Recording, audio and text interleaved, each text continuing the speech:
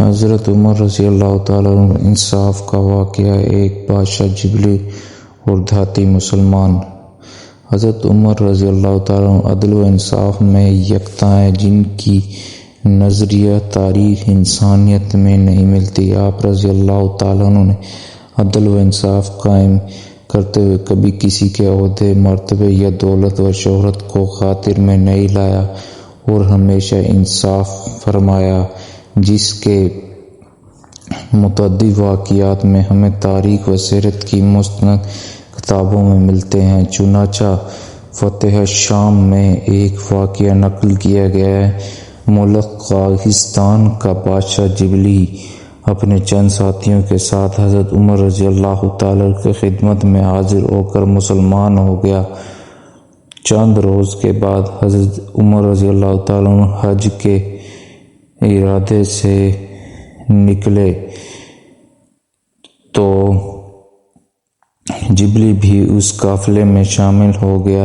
ایک دن مکہ مکرمہ میں طواف کرتے ہوئے کسی دیہاتی مسلمان کا پاؤں اس کی چادر پر آ گیا اور چادر کندھے سے سرک گئی تو اب تھا کہ وہ بادشاہ اور شاہی غرور بھی اترتا نہیں تھا، لہٰذا اسے دیہاتی پر سخت غصہ آیا اور دیہاتی سے پوچھا کہ تم نے یہ کیا کیا کہ میری چادر پر پاؤں کیوں رکھا؟ دیہاتی مسلمان نے جواب دیا کہ ایسا غلطی سے ہو گیا ہے۔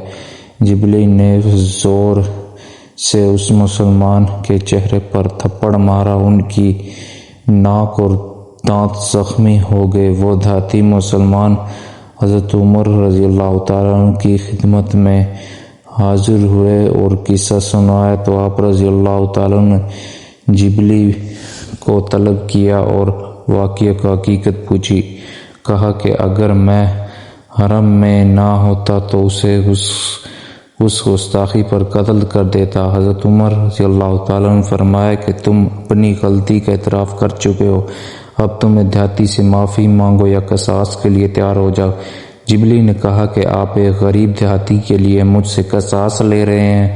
آپ رضی اللہ تعالیٰ عنہ نے فرمایا، اسلام قبول کرنے کے بعد حقوق میں تم دونوں برابر ہو۔ اس پر جبلی نے گزارش کی کہ مجھے ایک دن کی مہلت دی جائے۔ دیہاتی کی اجازت سے اسے مہلت دی گئی، لیکن وہ راتوں رات واپس قازقستان کی طرف بھاگ گیا اور عیسائی مذہب اختیار کر لیا۔